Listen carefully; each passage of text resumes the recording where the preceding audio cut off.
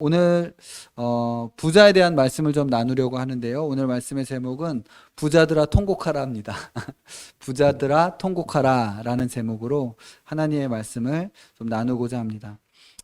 지금 우리는 부자가 꿈인 시대에 살고 있습니다. 꿈이 뭐야? 그럼 부자가 되는 거예요. 뭐 이런 식의 이야기를 하는 시대에 살고 있습니다.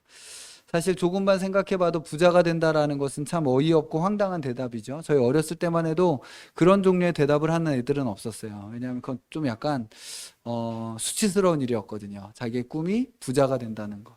이것은 좀 약간 창피한 일이었어요. 그런 식의 대답을 하지 않았어요. 그냥 부자가 된다라는 꿈은 사실 조금만 생각하면 인간의 인간됨에 반하는 되게 어이없고 황당한 대답인데, 어쩌면 이 대답이 지금 가장 만연한 대답이 되는, 가장 주요한 대답이 되는 시대에, 여러분, 그런 이상한 시대에 우리가 살고 있습니다. 저마다 부자가 꿈이고 저마다 부자가 되기 위해서 애쓰고 노력하는 시대 가운데 과연 성경은 부자에 대해서 뭐라고 말하는지 우리 좀 오늘 본문을 통해서 좀 보려고 합니다. 오늘 본문은 아주 무섭고 위협적인 경고를 시작하는데요. 그 경고는 그렇습니다. 1절에 보면, 들어라 부한 자들아, 너희에게 임할 고생으로 말미암아 울고 통곡하라. 너희에게 임할 고생으로 말미암아 울고 통곡하라. 거의 저주에 가까운 경고를 하고 있는데, 이 끔찍한 경고의 대상이 누굽니까?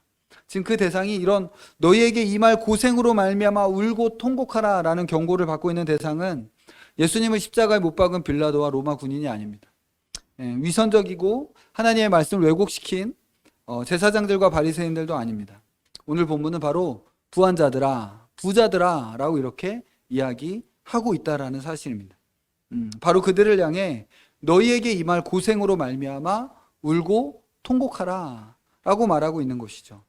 여러분, 부자라고 하면 어떤 이미지가 생각나요? 부자 이렇게 하면 어떤 이미지가 생각납니까? 화려한 파티 속에서 막 미소 띈 얼굴로 뭔가 이렇게 와인잔 하나 들고 막 이렇게 즐겁고 행복에 겨워하는 모습들, 이미지들이 상상이 될 겁니다. 그런데 야고보서에서 선언하기는 애곡을 준비하라고, 애곡을 통곡하라, 애곡을 준비하라 라고 말하고 있는 거예요. 그들의 행복해 보이는 그런 화려한 일상이 사실 미래의 큰 불행을 잉태하고 있다라고 말하고 있는 것입니다. 그렇다면 그 이유가 뭡니까? 왜 이렇게 이야기합니까? 오늘 본문은 그 근거를 4가지를 제시하고 있습니다. 2절, 3절인데요. 같이 읽겠습니다. 시작. 너희 재물은 썩었고 너희 옷은 좀 먹었으며 너희 금과 은은 녹이 슬었으니 이 녹이 너희에게 증거가 되며 불같이 너희 살을 먹으리라. 너희가 말세에 재물을 쌓았도다. 이 부한 자들이 이렇게 애곡을 준비하고 통곡해야 될 이유는 뭐냐면, 너희 재물은 썩었다. 너희 옷은 좀 먹었고 너희 금과 흙은 녹이 슬었다. 이 녹이 너에게 증거가 된다. 썩은 재물, 좀 먹은 옷, 녹슨 금과 은이 이들이 통곡해야 될 이유며 그것의 근거다 라고 제시하고 있는 거예요. 재물이 썩도록, 옷이 좀 먹도록, 금과 은이 녹이 슬도록 그렇게 재물을 탐하고 재물을 그저 자기들의 안전을 위하여 쌓아두고 있는 것, 그것 자체가 너희들이 통곡해야 될 죄의 증거다 라고 오늘 본문에 이야기하고 있는 거예요. 그리하여 이것들이 불같이 너희들의 살을 먹게 될 것이다 라고 말하고 있는 거예요. 너희들의 지금 재물이 썩어나고 있지 않느냐? 너희들의 옷이 너무 많아서 지금 좀 먹고 있지 않느냐? 금과 은이 지금 녹이 슬고 있지 않느냐? 이것들이 너희에게 증거가 된다. 너네들이 바로 너희들이 불같이 그들의 살을 이것들이 먹게 될 것이다라는 것에 대한 증거가 된다라고 두렵게 말하는 겁니다. 즉 정리하면 이렇게 말하는 거죠. 너희가 말세에 재물을 쌓았도다. 너희가 말세에 재물을 쌓았도다. 말세는 재물을 쌓으면 안 되는 시대라는 거예요. 우리 주님께서 승천하시면서 곧 오시겠다라고 약속하셨는데, 재물을 쌓는 것은 그 주님의 약속을 신뢰하고 그 약속을 바라보는 자의 삶의 태도와 정반대의 삶의 태도라는 것이죠. 그게 말세예요. 말세는 초림과 재림의 사이의 기간인데, 예수님께서 내가 곧 오겠다, 내가 이제 곧 올게 라고 하셨는데, 그저 재물을 쌓아두고 녹이 슬도록, 그리고 조미 먹도록, 그렇게 썩어나도록 그렇게 살아가는 삶은 예수님의 다시 오신다라는 약속에 반하는 삶의 태도라는 것이죠. 그래서 애곡을 준비해라, 통곡해라. 불같이 그들의 살을 이것들이 먹게 될 것이다.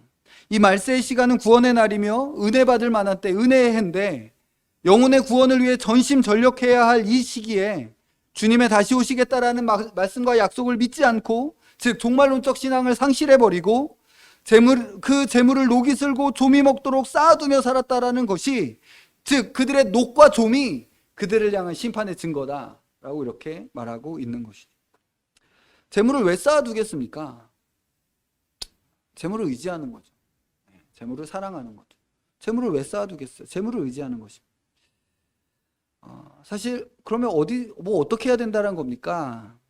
재물을 어느 정도까지 가능? 한 500만 원 이상은 안 됩니까? 1000만 원 이상은 안 됩니까? 획일적으로 규정하는 건 사실 불가능한 겁니다. 왜냐하면 하나님께서 사람마다 어떤 부르심과 저기가 있고 돈을 운용하는 것들이 다르기 때문에 이런 것들을 획일적으로, 그럼 어느 500만 원 넘으면 안 돼요? 1000만 원 넘으면 안 돼요? 이런 식으로 생각하는 건 말이 안 돼요. 그러나 중요한 것은 재물이 주는 안정감 속에서 재물의 마음을 빼앗기고 살고 있는 것. 그게 재물을 쌓아두고 있는 거예요. 재물을 쌓아두는. 말씀을 계속 보시면서 알겠지만, 여러분, 그리스도인들이 부자가 그리스도인 될 수 있겠습니까? 없겠습니까? 그리스도인들도 부자 중에 그리스도인이 될 수 있을 거예요. 네. 부자로서 그리스도인 사람이 있을 수 있죠. 그러나 그 그리스도인들의 삶의 방향은 이 돈을 어떻게 쓰지예요. 그러나 이 돈을 어떻게 하나님 나라를 위하여 써야 되지가 핵심이고 초점이고 방향이에요. 그런데 반대의 경우 이걸 어떻게 더 쌓아두고 모으지? 그게 부자라는 거예요. 지금 그렇게 하려고 하는 자들에 대해서 이야기해요. 내가 돈을 어떻게 더 쌓아두고 어떻게 더 부자가 되고 어떻게 더 모아두지? 라고 한다라면 그의 영혼이 아주 심각한 위험 가운데 있다는 거예요. 저주의 근거는 두 번째는 이제 4절에 있습니다. 첫 번째는 그냥 그것을 쌓아두고 있다는 것 자체가 이 저주의 근거고요. 두 번째는 이제 4절에 나와 있는데 같이 읽겠습니다. 시작. 보라, 너희 밭에서 추수한 품꾼에게 주지 아니한 삭시 소리 지르며 그 추수한 자의 우는 소리가 만군의 주의 귀에 들렸느니라. 이들은 단순히 부를 쌓아두고 그것을 의지하는 것만이 아니라 마땅히 주어야 할 자들에게 주어야 할 것을 주지 않았다라는, 마땅히 그것을 주어야 할 자들, 대가로 그것을 받아야 될 자들에게 그것을 줘야 할 만큼 정당하게 주지 않았다. 그래서 이들은 불의로 불을 쌓고 있기 때문이다.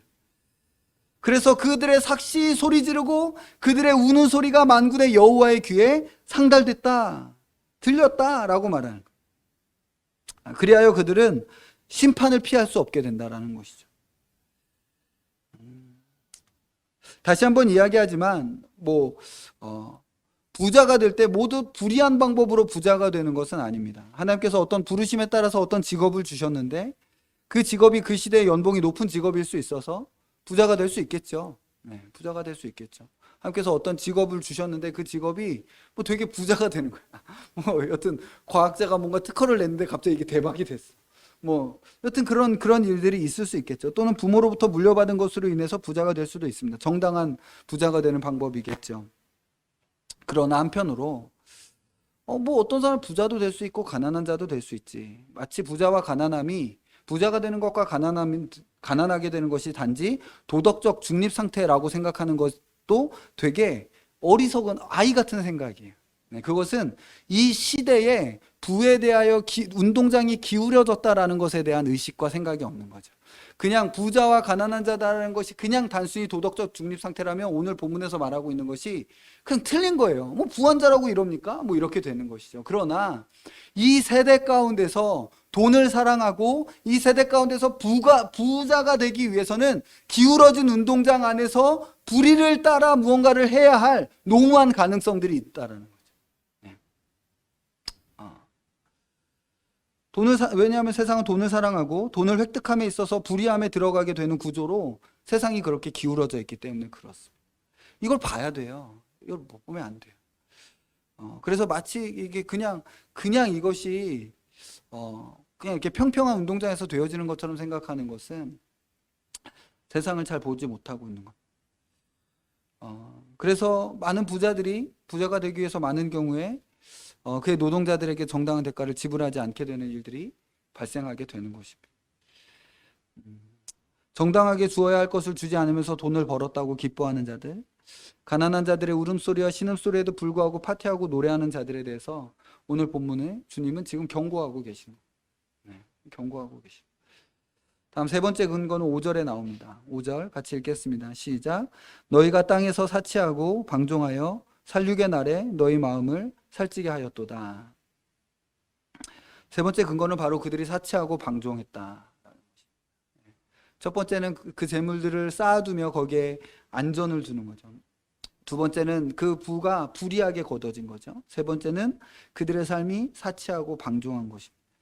사치는 어떤 건강함과 예의를 위한 합리적인 소비가 아니라 정욕적이고 이기주의적인 지나치게 호화로운 소비를 의미하는 것입니다.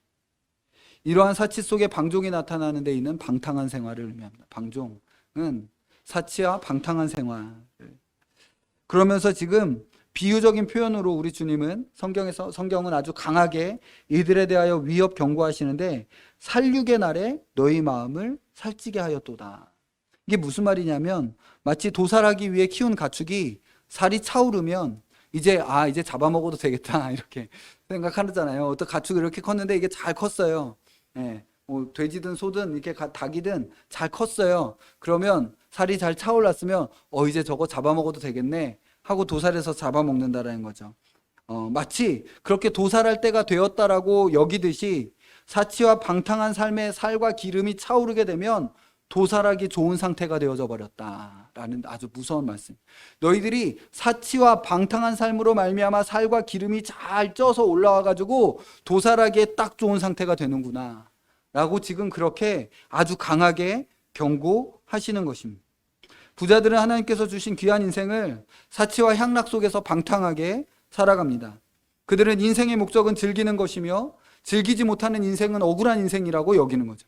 지금 인생들 다 그렇게 생각해요. 바깥의 사람들 한번 잘 보세요. 인생의 목적은 즐기는 것이고 내가 즐기지 못해. 쟤들은 저렇게 즐기는데 나는 쟤만큼 즐기지 못하니까 내 삶은 좀 열등하고 억울하구나. 이렇게 생각을 하는 거죠. 이런 종류의 생각들이 아주 만연하고 그냥 누가 더 잘 즐기냐, 누가 더 사치하고 누가 더 호화스럽고 누가 더 이 세상을 더 그냥 이렇게 엔조이하느냐라는 것을 서로 경쟁하듯이 살아가는 시대에 우리가 살고 있고, 정신 못 차리고 살면 바로 그들의 사치하고 방종하는 그 삶, 그 삶에 그냥 이렇게 따라가게 되는 거죠. 부자들의 그 삶을. 이것들은 부러워해야 될 삶이 아니라 오늘 말씀에 의하면 두려워하고 떨어야 할, 지금 도살하기 딱 좋은 상태로 살이 차오르고 있는, 바로 어느 날 칼이 그들의 목을 딸지 모르는 바로 무서워하며 피해야 할 삶의 모습이라고 오늘 그 사치와 방탕한 삶을 향하여 야고보 선생님은, 사도가 아니죠, 야고보 선생님은 말씀하고 계시는 거예요. 오늘 본문의 야고보는 예수님의 동생 야고보입니다. 사도 야고보께서는 가장 먼저 돌아가셨죠. 우리는 그런 사치와 방탕의 삶을 살라고 매일매일 하나님께 생명을 얻은 것이 아닙니다. 오늘 우리는 2021년 6월 24일에 생명을 얻었습니다. 우리는 매일매일 아침마다 하나님께서 그날 주실 생명, 그날을 살아가라고 생명을 주시는데, 이 날을 주신 목적은 향락과 방탕 속에서 살라는 것이 아니라 주의 부르심과 사명을 위해서 살라고 생명을 허락하신 것이고, 그렇게 살지 않은 모든 날들은 하나님을 향한 저항이고 반역의 날이라는 거예요. 중립적 날이 있지 않다라는 것이죠. 또 이런 거 말하면 그럼 좀 쉬면 안 되나요? 이런 얘기 하지 않으세요. 네, 좀 쉬어도 돼요. 네, 지금 어떤 삶의 전체적인 그림을 놓고 지금 이야기하는 거예요. 마지막 부자들이 저주받는 네 번째 근거는 6절에서 이야기하고 있습니다. 6절 같이 읽겠습니다. 시작. 너희는 의인을 정죄하고 죽였으나 그는 너희에게 대항하지 아니하였느니라. 여기서 의인은 두 가지 다 의미하는데, 하나는 하나님께 용서받고 의롭게 된 신자들을 의미하고, 다른 하나는 그런 정죄와 죽음에 합당하지 않은, 잘못하지 않았으나 저항하거나 대항할, 그는 너희에게 대항하지 아니하였도다. 저항하거나 대항할 힘도 없이 그저 그냥 정죄받고 죽임당한 사람들, 그런 사람들을, 부자들에 의하여 그렇게 압제당하고 죽임당한 사람들을 의미합니다. 부자들은 자신들의 부를 위하여, 또 부자가 되면 어떤 자기들이 가지고 있는 무언가를 지키기 위하여 무죄한 자를 정죄하고 저항도 하지 못하는 자들을 압제하는 일들이 일어나게 됩니다. 영화나 드라마 같은 것들을 보면 부자들이 자신들의 부를 이용해서 끔찍한 일들을 자행하는 이야기들이 나옵니다. 전혀 없는 이야기가 아니겠죠. 영화나 드라마에서는 어떤 영웅 같은 사람이 나타나서 복수를 해줍니다. 영웅 같은 사람이 어떻게 이렇게 나타나가지고 막 복수를 해주지만, 하지만 참된 복수는 그들이 해주는 게 아니라고 오늘 본문은 이야기하는 거죠. 네. 내가 복수할 거야. 복수도 꿈꾸지 않는 거예요. 네. 하나님이 심판하신다는 거예요. 하나님이 그들에 대해서 정죄하시고 그들에게 복수하시고 심판해 주실 거라는 겁니다. 그러면 신자들은 뭐 해야 됩니까? 네. 이제 그 다음에 신자가 해야 할 것 두 가지. 이런 부자들의 압제들의 시대, 이런 이 부자들의 압제하는 시대 가운데 신자가 해야 될 두 가지를 말하는데, 하나는 인내하는 것이고 또 하나는 원망하지 않는 겁니다. 두 가지예요. 하나는 인내하는 것이고 또 하나는 원망하지 않는 겁니다. 먼저 인내하는 것에 대해서 말씀드리겠습니다. 7절, 8절 같이 한번 읽어보겠습니다. 7절, 8절입니다. 읽겠습니다. 시작. 그러므로 형제들아, 주께서 강림하시기까지 길이 참으라. 보라, 농부가 땅에서 나는 귀한 열매를 바라고 길이 참아 이른 비와 늦은 비를 기다리나니 너희도 길이 참고 마음을 굳건하게 하라. 주의 강림이 가까우니라. 그래서 야고보 선생님은 길이 참으라, 마음을 굳건하게 하라 라고 말하고 계십니다. 이 부자들의 압제의 시대에 무엇보다도 신자들에게 필요한 것이 인내라고 말하고 있는 겁니다. 인내가 필요합니다. 우리 한번 따라해 볼까요? 인내가 필요합니다. 인내가 필요한 거예요. 인내는 어떤 인내냐면 여기서 결론 내지 않으려는 인내. 이 땅에서 결론 내려고 하지 않는 인내. 인내는 언제까지 인내하냐고 이야기하냐면 주의 강림하실 때까지. 그러니까 그때 주님이 오시면 모든 것이 다 될 것이다 라는 거예요. 이 땅에서 주께서 이 땅 가운데서 모든 것이 다 된다, 해결된다 이렇게 말씀하지 않으셨어요. 이 땅에서 무언가가 다 해결된다라고 기대하면 결국은 실족하게 돼요. 그렇게 안 되거든요. 이 땅은 어떤 시간이냐면 인내의 시간이에요. 죽을 때까지 인내하는 거예요. 죽을 때까지 인내하는 거죠. 인내하다 보면 죽기 전에 언제 좋은 날 보는 게 아니라 죽으면 좋은 날을 보는 거죠. 산호라면 언젠가는 좋은 날도 오겠지가 아니라 우리의 좋은 날은 눈 감고 또는 주님 오시면 그날에 좋은 날 오는 거구나 라고 알고 끝까지 인내하는 거. 이게 인내예요. 자, 이 인내에서는 두 가지 싸움에 있어서 인내해야 되는데요. 하나는 저항하지 않고 죽임당하는 인내입니다. 저항하지 않고 죽임당하는 인내. 그냥 죽임당하는 인내죠. 우리 구주 그리스도께서 가신 그 걸음을 그들의 종된 그를 믿는 자들은 그 걸음을 걷는 거죠. 원수 갚는 것이 주님께 있다라는 것을 믿는 거예요.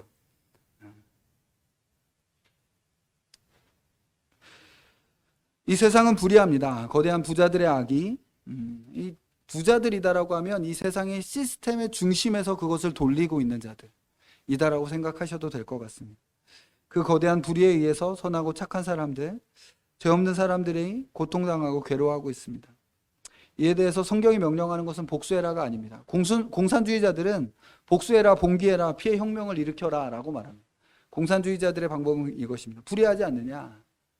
일어나라, 복수해라, 봉기해라, 혁명을 일으켜라.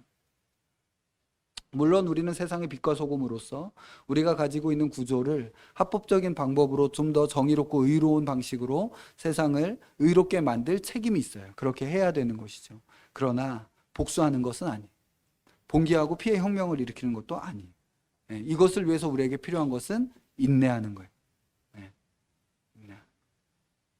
지금 오늘 본문에서 읽지는 않았지만 그 밑에 보면 바로 조금 몇 절 밑으로 나아가면 이 인내하라 라고 말해놓고 지금 야고보 선생님께서 뭐라 그러냐면 욥의 결말을 상기시켜 주면서 그날에 인내한 자들에게 주께서 아름다운 결말과 결국을 주실 것이다. 욥에게 그렇게 하셨듯이 내세에서 가장 아름다운 것으로 우리 주께서 복 주실 것이다. 그것을 신뢰하고 인내해라 라고 말씀하고 계시는 것입니다. 또 하나 인내해야 될 것은 마음을 지키는 인내입니다. 이 마음을 지키는 인내는 부자가 되려고 하지 않는 거예요. 이런 악과 싸우다 보면 악을 마주하다 보면 어느새 그 악의 모양을 닮아버리는 자기 자신을 보게 됩니다. 부자의 압제에 대항하다 보면 내가 그들처럼 부자가 돼서 그들을 짓누르는 것, 부자가 되는 것이 최고의 방법이라는 식으로 생각을 하게 됩니다. 그렇게 부자의 압제와 싸우면서 그들과 똑같은 부자가 되어버리는 것이죠. 이에 대해서도 성경은 인내하라고 말하는데, 그것은 그들의 생각과 같지 않아지는 거예요. 그들의 생각과 같지 않아지는 건 어떤 거냐면, 돈이 있으면 다 할 수 있어, 그런 생각에 빠지지 않는 거죠. 돈이 되면 문제가 해결될 수 있어. 이렇게 뭔가 돈으로 해결할 수 있다는, 돈을 의지하고 돈을 붙잡는 그 마음을 이겨야 된다는 거예요. 돈을 추구하려는 마음과 싸워서 인내하라라는 것이죠.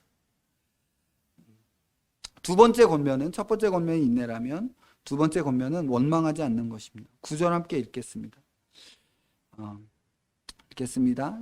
시작. 형제들아, 서로 원망하지 말라. 그리하여야 심판을 면하리라. 보라, 심판주가 문 밖에 서 계시니라. 두 번째 권면은 원망하지 말라는 것입니다. 조금 약간 어떻게 보면 뜬금없는데? 라고 생각할 수 있겠지만, 이것을 실제 현실로 대입시켜 보면 이것만큼 적실한 명령이 없어요. 여러분, 이런 압제당하는 시대, 이런 뭔가 부자들, 거대한 권력, 부와 권력들 앞에서 압제당하는 시대가 되면, 어려운 시간을 지날 때 인간의 자연스러운 본성은 원망할 대상을 찾는 것입니다. 지금 코로나 이 시대만 하더라도 많은 사람들이 원망할 대상을 찾죠. 어떤 사람들은 정부의 대응을 원망하고, 어떤 사람들은 술집을 원망하고, 어떤 사람들은 교회를 원망하고, 어떤 사람들은 사람들의 시민의식을 원망하면서 뭔가 계속 원망할 사람들을 찾아요. 그게 원래 사람이에요.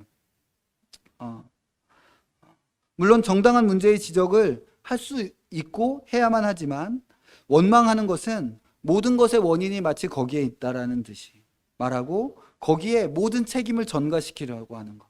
그러니까 이 안에 이것이 하나님의 손 안에서 주어진 일이다라는 것을 부정하고, 이것을 통해서 하나님께서 내 삶 가운데 행하실 일이 있다라는 것들을 부정하고, 그냥 다른 뭔가 원인과 책임을 다 전가시키려고 할 때의 태도가 바로 원망이라는 겁니다. 여튼 사람들은 힘든 시간에 원망할 대상을 찾습니다.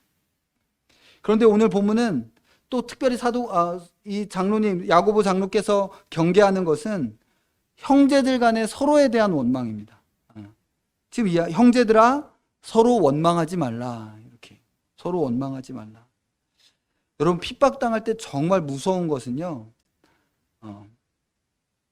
핍박당하는 사람이 핍박하는 사람을 원망하는 것이 아니라, 핍박하는 사람들로 인해서 핍박받는 사람들이 서로 원망하는 거예요. 그렇게 될 수 있어요. 한번 잘 생각해 보세요. 핍박을 받게 되면 뭔가 이렇게 저쪽에서 핍박이 왔는데, 그러면 그걸 가지고 서로를 원망하는 거예요.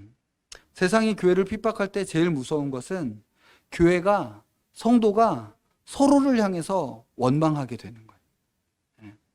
아니, 왜 가지 말라는 나라에 가서 선교는 하고 그래? 가서 선교하지 말라고, 위험하다라고 그랬는데 왜 거기 가서 선교는 해가지고 일을 이렇게 만들어? 라는 말이 교회 안에서 교회 성도들을 대상으로 나오게 되는 거죠. 왜 그렇게 행동을 해? 그러니까 이러잖아. 이렇게 되는 거죠. 이런 식의 말을 하면서 성도가 서로를 향해서 원망하는 말들이 이렇게 하게 되는 거예요. 이러한 원망 속에서 배도와 배교가 일어나는 것이죠. 이 시대에 적지 않은 사람들이 교회가 그래가지고 나 이제 교회 안 나가 라고 말하는 사람들이 있습니다. 물론 어떤 교회 연약함과 불의가 있을 수도 있어요. 그것도 뭐 잘했다라는 것, 그것으로 말미암아 교회를 안 나갔다라고 말하는 것도 말이 안 되는데, 교회가 어떤 사회적 질서와 사회적 의와 사회적 요구하는 수준에 따라가지 못했다라고 해서 나는 교회를 안 나가게 됐다 라고 말하는 사람들은 교회를 원망하며 믿음을 버린 사람들입니다. 교회의 잘못 여부의 진실성, 교회가 진짜로 잘못했는지 잘못하지 않았는지의 진실성은 그거 따져봐야 되지 않나요? 이렇게 말할 수 있겠지만, 그것은 차치하더라도 그 싸움에서 승리한 사람은 교회를 떠난 사람이 아니라 마귀인 것이죠. 마귀에 의해서 그의 영혼이 삼켜진 거예요. 그가 정말 하나님 앞에 바르게 생각한다라면 그는 교회를 떠나고 믿음을 떠날 일이 없죠. 어떤 교회가 잘못했다면 다른 교회를 찾아가든지, 아니면 그것을 놓고 하나님 앞에 씨름을 하든지. 이스라엘이 반역했다라고 해서 선지자 중에 블레셋 국가에 들어가는, 블레셋으로 귀화하는 사람 선지자가 있습니까? 이스라엘 국가가 배교했다라고 해가지고 뭔가 다른 갈대아로, 바벨론으로 귀화하는 사람들이 있습니까? 그렇지 않다라는 것이죠. 그런 선지자가 어디 있겠습니까? 오늘 여기서 그런데 이 두 겉면, 인내와 원망하지 않음의 이 두 겉면에서 주의 깊게 살펴보아야 될 중요한 내용이 나오는데, 그것은 이 인내와 이 원망하지 않음의 이 두 겉면의 근거를 예수님의 재림에 두고 있다라는 것입니다. 인내하라고, 길이 참으라고 야고보가 말하면서 그 근거를 뭐라고 하냐면 주께서 강림하시까지 인내하라. 그러니까 야고보는 끝이 없이 인내하라는 게 아니에요. 그러니까 계속 인내해라, 끝없이 인내해라, 이렇게 얘기하는 게 아니에요. 끝이 있어요. 언제예요? 주의 강림하시기까지. 그럼 도대체 언제 강림하십니까? 도대체 언제 오십니까? 이에 대한 대답을 뭐라 그래요? 주의 강림이 가깝다. 멀지 않아, 가까워. 여러분, 우리 주님의 강림이 가깝습니다. 우리 주님 곧 오십니다. 정말 곧 오시는 거예요. 인내하기 위해서 필요한 의식은 무엇입니까? 인내에는 끝이 있고 그 끝이 금방이라는 거예요. 가깝다라는 거예요. 금방 그 끝이 온다.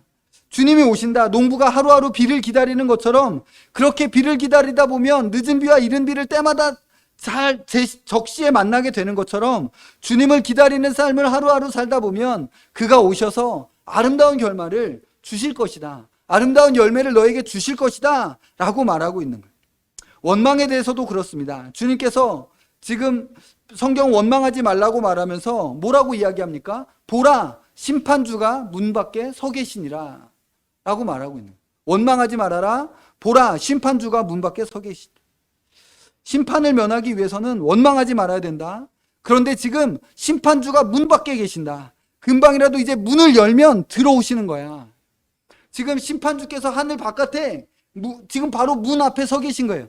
그가 지금 이제 문을 열면 바로 천사장의 나팔 소리와 호령 소리와 함께 그가 오신다는 거예요.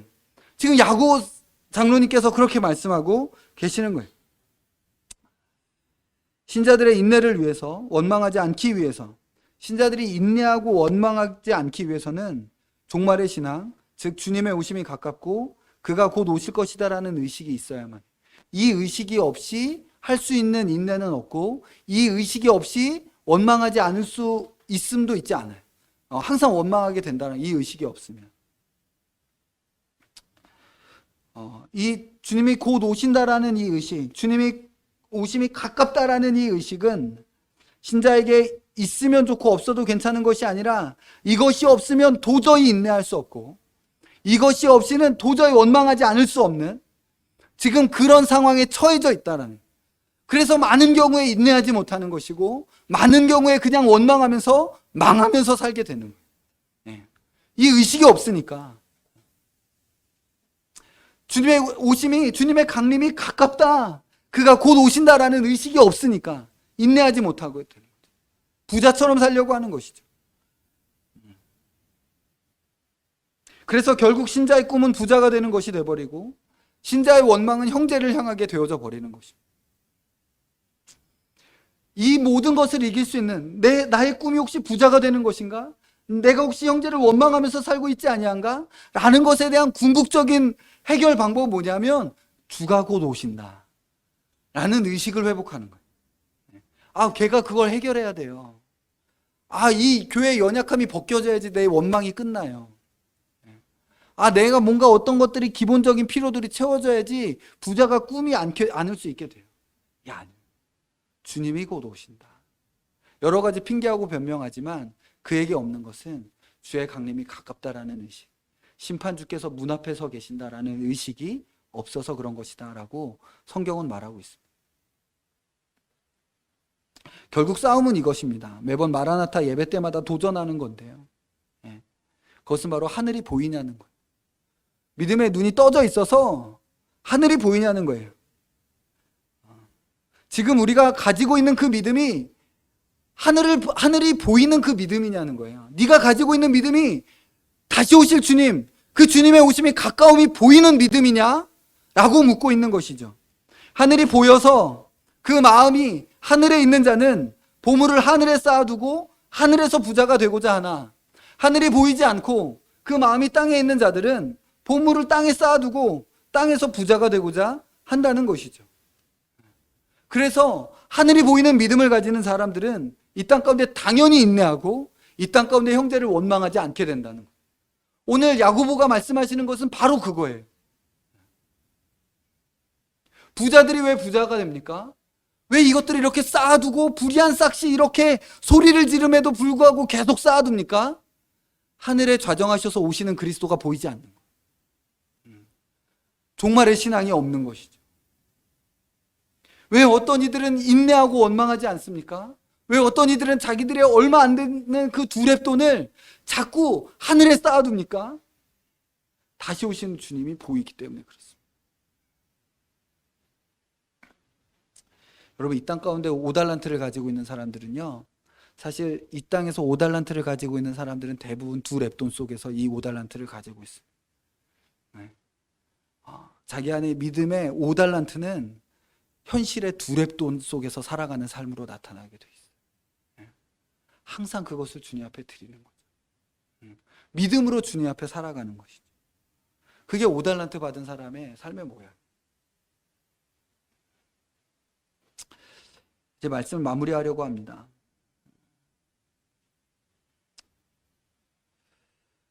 다시 한번 이야기하지만 그리스도인이 부자가 될 수 없는가? 그건 아니에요. 모든 부자는 다 쳐서 죽여라 이렇게 이야기하는 것도 아닙니다. 네. 성경은 부자인 그리스도인들을 향해서도 권면하고 있습니다. 그러나 여러분의 꿈이 부자입니까? 그렇다면 조심하라는 거예요. 네 꿈이 부자냐? 제 꿈은 부자예요. 그러면 그 사람의 영혼 정말 위험한 거예요. 성경이 말하는 게 뭔지 아직도 모르는 거예요.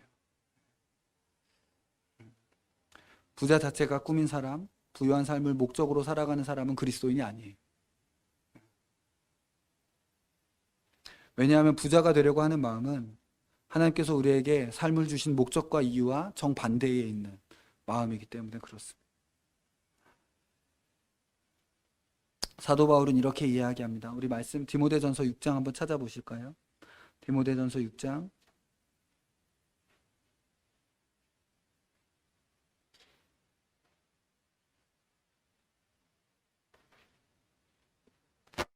8절부터 10절 7절부터 10절 뭐 읽어봅시다. 네, 제가 읽겠습니다. 우리가 세상에 아무것도 가지고 온 것이 없음에 또한 아무것도 가지고 가지 못하리니 우리가 먹을 것과 입을 것이 있은즉 족한 줄로 알 것이니라. 부하려 하는 자들은 시험과 올무와 여러 가지 어리석고 해로운 욕심에 떨어지나니 곧 사람으로 파멸과 멸망에 빠지게 하는 것이라. 돈을 사랑함이 일만하게 뿌리가 되나니 이것을 탐내는 자들은 미혹을 받아 믿음에서 떠나 많은 근심으로써 자기를 찔렀도다. 부하려고 하는 자들을 아무리 포장해 주려고 해도 성경으로 포장되지 않아요. 부하려고 하는 마음을 가지고 부를 쌓아두며 살아가는 자들에 대해서 성경적으로 괜찮아라고 아무리 포장해 주려고 해도 성경으로 포장되지 않아요. 정신을 차려야 돼요. 포장되지 않아요. 분명히 말하고 있어요. 부하려 하는 자들은 시험과 올무와 여러 가지 어리석고 해로운 욕심에 떨어지게 된다. 곧 사람으로 파멸과 멸망에 빠지게 하는 것이다. 그럼 교회 안에 부자는 없습니까? 있어요. 그래서 그 부자들을 향해서 밑에 가면 이렇게 이야기하고 있습니다. 17절부터 19절입니다.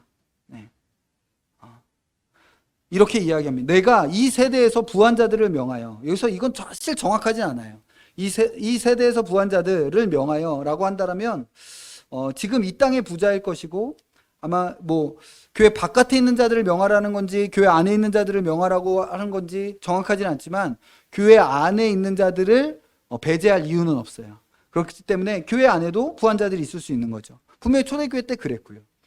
그런데 그들에게 뭐라고 명하라고 지금 바울께서 디모데에게 이야기하냐면, 내가 이 세대에서 부한 자들을 명하여 마음을 높이지 말고 정함이 없는 재물에 소망을 두지 말고 오직 우리에게 모든 것을 후히 주사 누리게 하시는 하나님께 두며 선을 행하고 선한 사업을 많이 하고 나누어 주기를 좋아하며 너그러운 자가 되게 하라.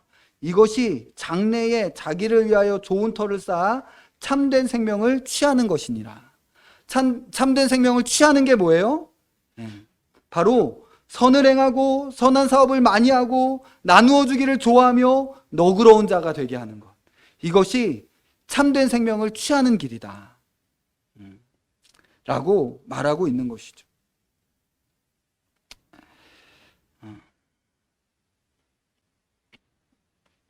또 혹시나 형제를 향한 원망 속에서 지금 내가 살고 있지 않는가라는 것도 다시 한번 질문해 봐야 됩니다. 교회와 지체를 향한 원망 속에서 살지는 않은가? 교회와는 점점 멀어지고 세상과는 점점 가까워져서 교회보다 세상이 더 합리적이고 교회보다 세상이 더 쿨하고 교회 다니는 사람보다 세상 사람들이 뭔가 더 괜찮고 세상이 좀 더 낫다. 교회는 불편한데 세상이 좀 더 편하다 라는 생각이 들고 있습니까? 정신 차려야 돼요. 정신 차려야 돼요. 여러분의 영혼이 정말 무시무시한 위험 속에 있는 것입니다. 어떻게 같이 우리 주님의 이름을 부르고 주님의 이름을 찬양하는 사람이 주님의 이름을 모독하는 사람보다 더 어려울 수 있습니까? 왜 어떻게 주님을 모독하는 사람이 함께 주님의 이름을 부르고 주님을 찬양하는 사람보다 더 편하고 가까울 수 있겠습니까? 내가 무엇을 기준으로 지금 사람과 관계하고 교제하고 있는지를 봐야 된다라는 것이죠. 나의 판단과 근거가 어디에 있는지 정신을 차리고 확인해 보아야 된다는 거죠. 안 그러면 오늘 본문의 말씀처럼 심판을 면하지 못하게 된다라고 말하고 있습니다. 여러분, 오늘 본문은 제가 그냥 있는 그대로 해설해서 드린 겁니다. 사실 과하지도 않고 그냥 오늘 본문에서 말하고 있는 것을 말한 거예요. 그런데 이것이 되게 강하게 들려지지 않습니까? 네. 정신을 차려야 된다는 거예요. 우리 주님이 오고 계십니다.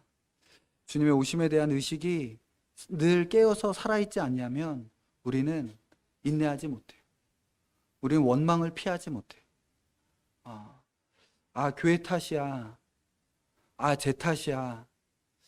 이거 문제야. 저거 문제야.